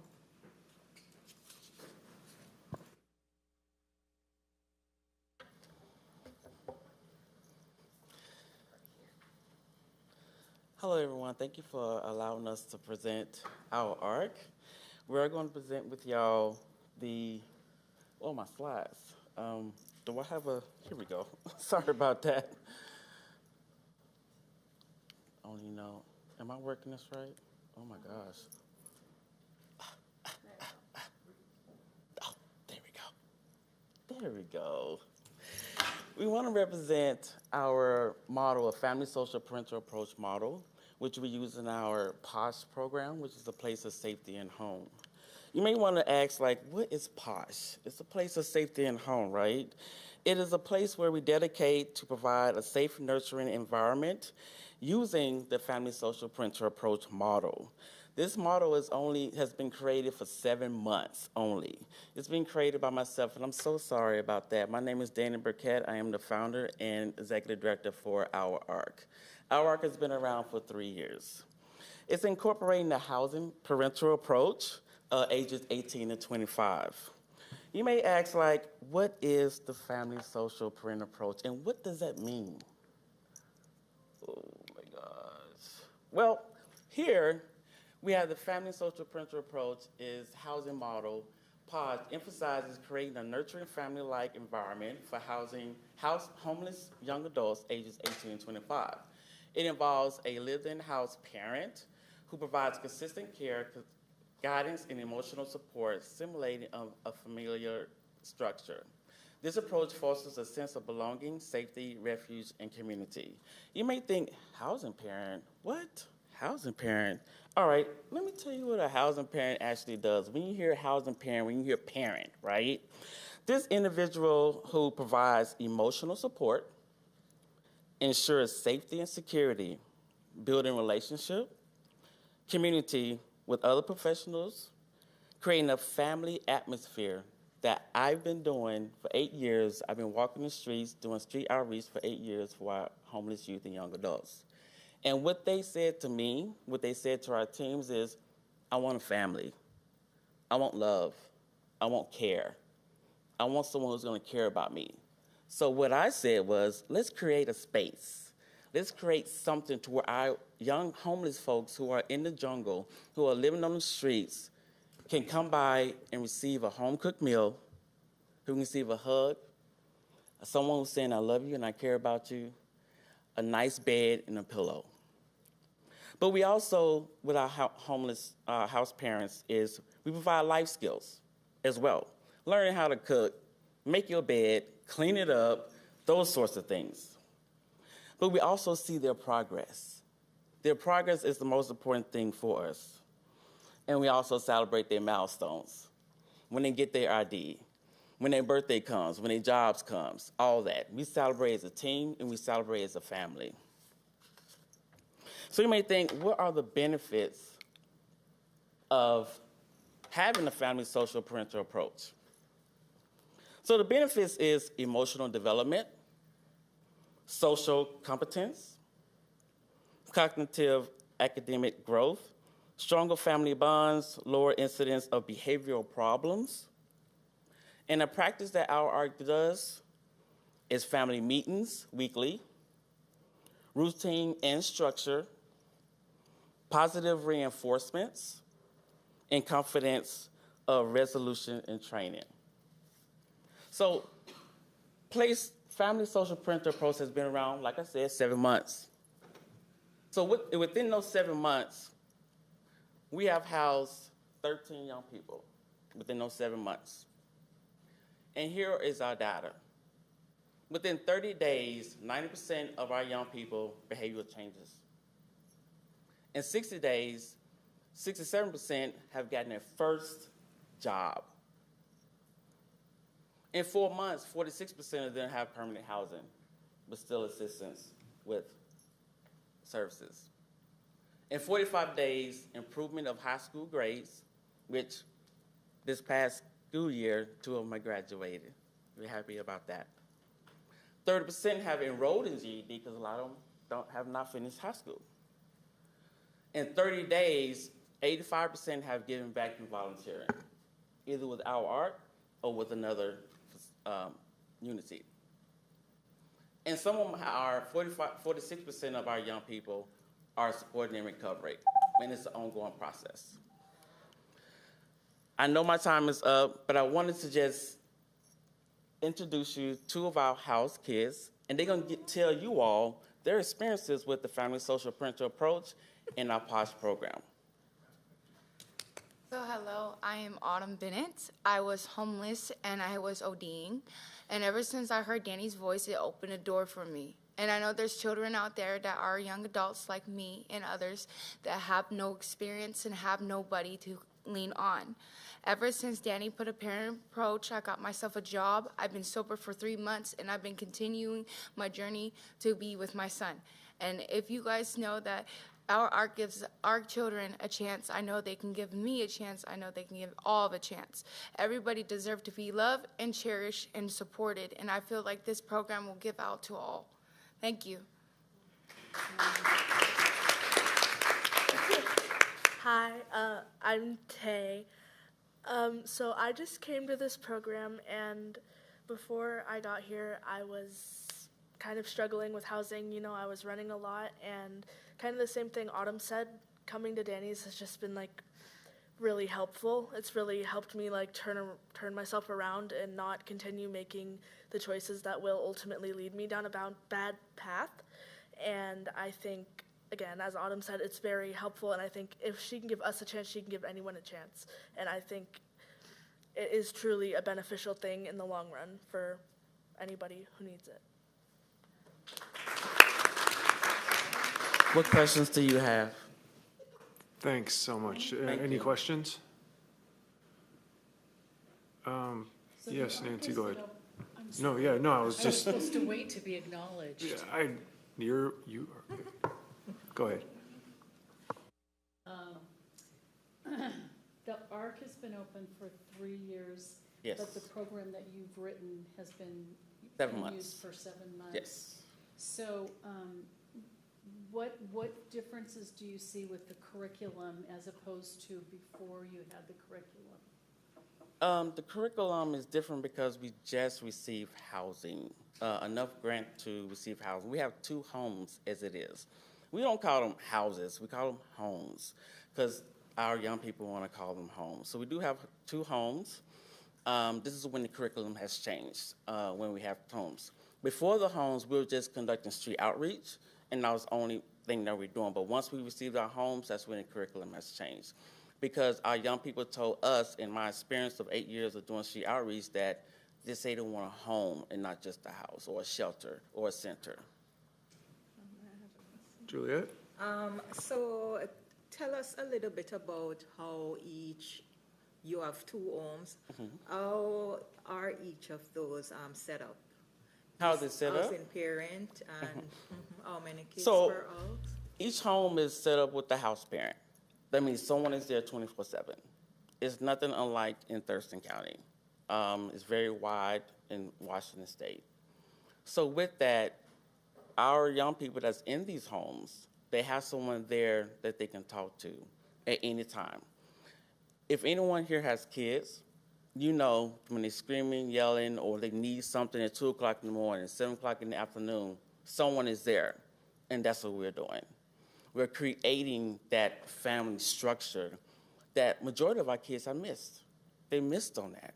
So we want to recreate that for them. So when they walk through that door, they got a home-cooked meal, they got a bed to lay in, but when they're going through stresses and anxiety and depression or behavioral stuff, they have someone to talk to right then and there. They're not calling 5 different people to get to where they need to be.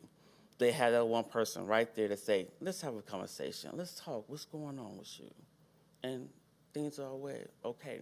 But like I said, within 30 days, behaviors change because they have the support of case management. They also have support of peer support too as well. Not only the house parents. So that's 3 different people that they have support with, but also they also have support of their peers, their youth peers. So that's 4 different people that this one person will have support with in this direct contact. And how many kids per house? For the homes that we have right now, we have 3 per house. Okay. The house that we want to create here is a place where a kid have one day. They just need one day just to rest. I mean, they could come in and they have a space to rest. Maybe a week they have a space to rest. And some of them, and they leave. It is a revolving door, but at least someone is there to give them a home-cooked meal. Someone is there to listen to their problems. Someone is there to say it's okay, give you a hug and say, I love you, I care about you, and I'm going to give you hope. We are here. We're not going anywhere. We are present. That's who we are. It's a safety space and refuge. The curriculum aspect of it, this is how you're providing, I guess, resources for them for maybe job training or, you know, is this like how to write a resume or, you know, how to access getting your GED? All those individual life skills, yes. We provide all of that. When it comes to doctors and go to mental health and things, those are referrals. We do have specific partners that we do refer our young people to. All of our young people do go to IOP. A lot of our young people also know that with this help, it does help out a lot from my experiences of creating this model. So they do get their individual life skills when it comes to financial literacy. GED, like I mentioned before, all of our kids who have not finished high school, they are enrolled. We have one right now who's enrolled. We have 2 already that's enrolled, and 2 of them have come from DCYF too as well. Majority of our kids that come into housing, they either come off the streets, DCYF, social working, or just word of mouth. Well, you guys just keep up the good work and what you're doing. You're doing a great job. Thank you. Yeah. Thank you. Thank you. So that concludes our presentations for tonight. I would really like to thank again all of the applicants who took the time to come down today and our council members who came to visit and see the presentations, because our council really cares about this program. It is a new inaugural, this is the first year that we've had this allocation, so this is a new work group that we have set up here, and we couldn't be more happy and pleased to see the response from the community tonight. So thank you again so much for being here. I just have a quick announcement. We are going to cancel the August 22nd work group meeting because we, in order to give you all some time to review applications and to give myself time to crunch the numbers and accumulate all the scores, our next work group meeting will be September 5th. Did anybody else have any other questions or comments? Okay, well. Oh, I have one more item. Oh, one more? I wanted to talk about the rubric. So you all have the rubric for scoring, and I created a fillable PDF. I also have hard copies here if anybody needs extra copies. And then the other thing was on one of these attachments, I'm not sure, I didn't have, because I just looking at it now, but I didn't see the host homes application in here, only the clubhouse. It's one thing. It was all together because the budget only showed for host. It's a separate application. It was up higher? I had a hard time with it. Okay, well, I'll look. It was the first time I got to see that today. At the top, and then the other Thanks. one is, you're talking about the two Mhm. together. Yep, good, if it's in there. Yeah, the other one is at the Yeah, yeah. bottom. Okay, thank you for clarifying. Thank you for bringing that up. I just, so yes, make sure that you look all the way through it, because I was only And you scrolling. want them scored separately, right? The 2 programs? Yes. Okay.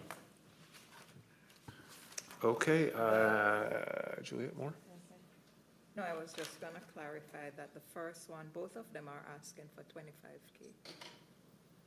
Yeah. That's what I saw. Okay. Okay. It's both Okay. 25K. Yeah. Okay, great.